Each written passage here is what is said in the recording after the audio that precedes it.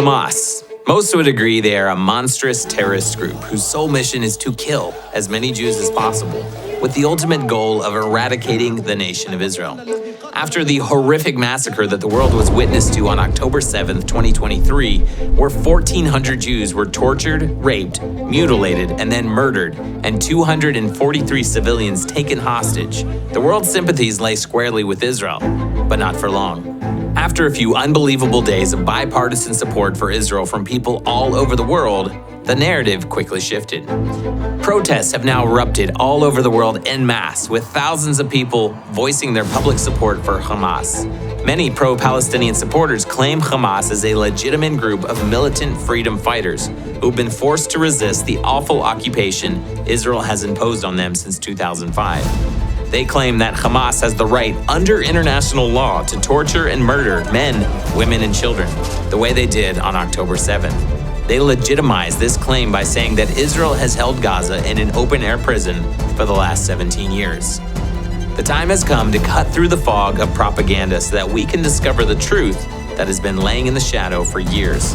Hamas is not a military group, they are not freedom fighters, and they certainly have no right to murder and torture anyone. The time has come to expose Hamas for who they really are.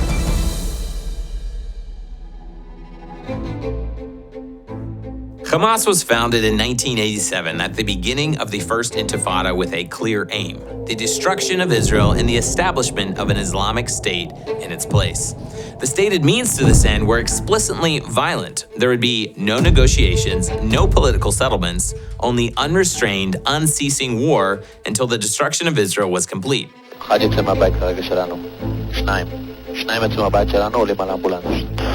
Let's take a look at their covenant or charter published in 1988 and updated in 2017. The charter denies any legitimate Jewish possession of and connection to Israel. Quote, "The Islamic resistance movement, Hamas, believes that the land of Palestine has been an Islamic waqf possession throughout the generations."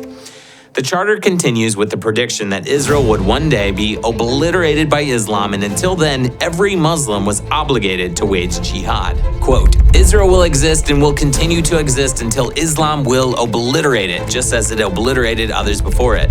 Quote, "The day the enemies usurp part of Muslim land, jihad becomes the individual duty of every Muslim. In the face of the Jews' usurpation, it is compulsory that the banner of jihad be raised." In 2017, Hamas released a revised charter with updated language but with the same goals of violent hostility against Israel at its forefront.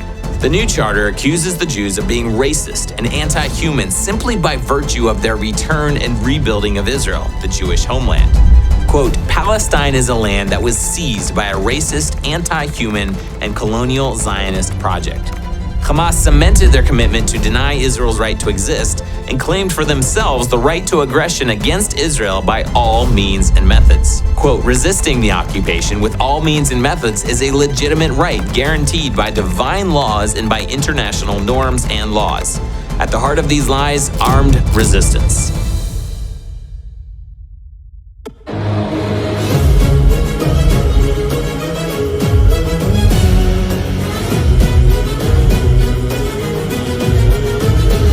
Now that we have an understanding of Hamas's founding and goals, let's look at the question of how they came into power.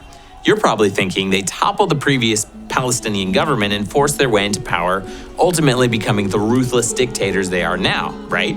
This may come as a shock, but the last time the Palestinians held elections, Hamas beat the opposing Fatah faction, winning 74 out of 132 seats. Since PA President Mahmoud Abbas was elected separately in a 2005 election, and his position was unaffected by Hamas's victory, he quickly disbanded the Palestinian Legislative Council, and to date they have not held re-elections. Hamas managed to hang on to power in the Gaza Strip, and Fatah, ruled by President Mahmoud Abbas's iron grip, maintained power in the West Bank, Judea and Samaria. Since 2006, the Palestinian National Council has ceased to function, and Abbas has simply ruled through laws by decree. Although new elections were scheduled for 2021, they were quickly canceled due to Abbas's fear that Hamas would once again be elected to power. The bottom line here is that Hamas was elected to power in both Gaza and the so-called West Bank in 2006 by the will of the Palestinian Arab people. Even today, Hamas enjoys massive support across the entirety of Judea and Samaria, and if elections were held today, it's likely they would be voted into power once again. When people try to differentiate between Hamas and the average Palestinian civilian, just remember, on one hand, there are many innocent civilians suffering under the oppressive rule and violence of Hamas. But also, there are a majority of Palestinians living in Gaza and the West Bank who voted for Hamas in their last national elections. Radical jihadist Islam is not simply a problem that Israel is dealing with. Today, we are seeing radical terrorism and its supporters raise their ugly head all over the world. America's foundations are crumbling and its core institutions are being corrupted. Generations of Americans are being taught to hate America and its values. What can the United States do to confront this radicalism and rediscover its founding principles? And what can America learn from the world's most enduring nation, which has held on to its values for more than 3,000 years? Watch the all-new documentary Confronting Radicals: What America Can Learn from Israel, as it exposes the radical leftist plan to transform the United States and reveals how America can rediscover its founding principles by learning from Israel's enduring commitment to freedom and morality. Based on a miraculous true story of one father and his 3-year-old son's survival after being shot by terrorists in Israel, and featuring American and Israeli experts, this film is both gripping and compelling. Visit confrontingradicals.com to watch this brand new documentary completely free today. Created by Israel 365 with production by our very own team here at the Israel Guys, we're super excited to let you know that you can watch Confronting Radicals: What America Can Learn from Israel today. Just visit confrontingradicals.com or click the link down below to learn how you can watch today.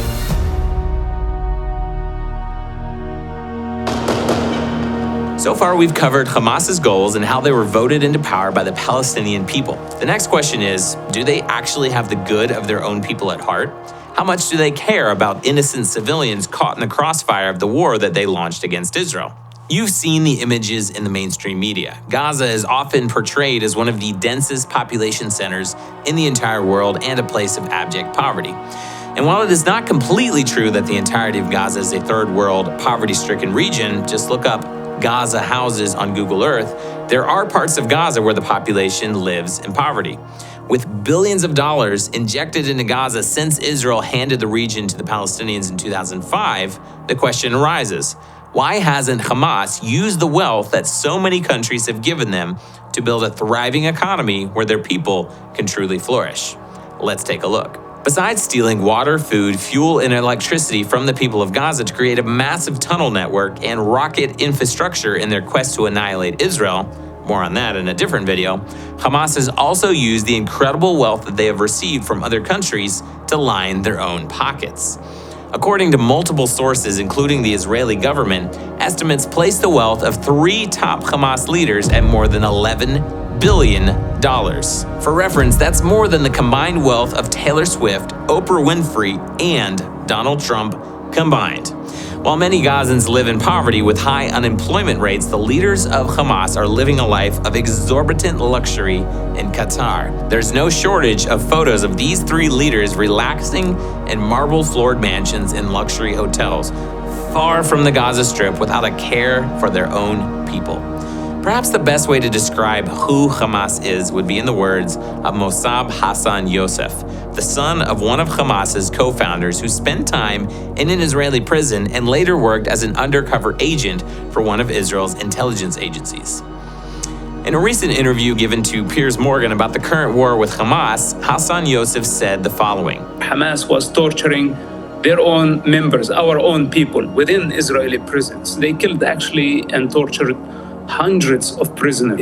They opened the gates of hell on the Palestinian people. Hamas cause is a sick one.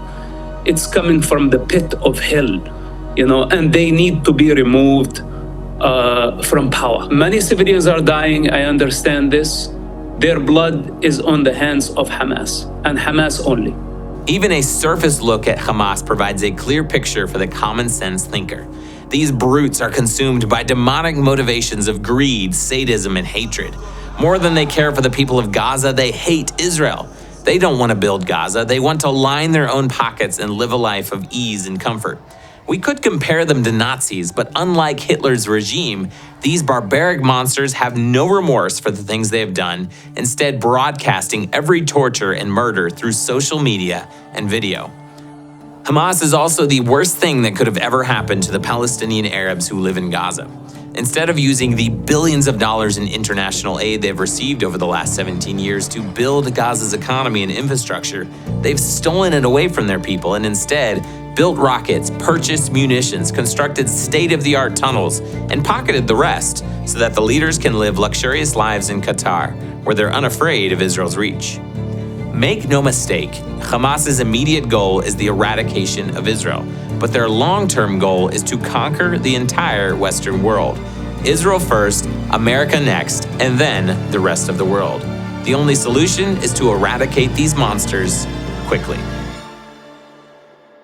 Guys, thank you so much for watching episode 1 in this brand new series. We're going to have 6 episodes total, all about the topic of confronting radicals. Speaking of, make sure you head over to confrontingradicals.com or click the direct link down in the description below to find out how you can watch the all-new documentary the Israel Guys was so privileged to partner on with Israel 365. You can watch Confronting Radicals, What America Can Learn from Israel right now, completely free. Just go to confrontingradicals.com. Please make sure to subscribe on YouTube or wherever you watch or listen to the Israel Guys content. And let me know what you think about today's topic down in the comments section below.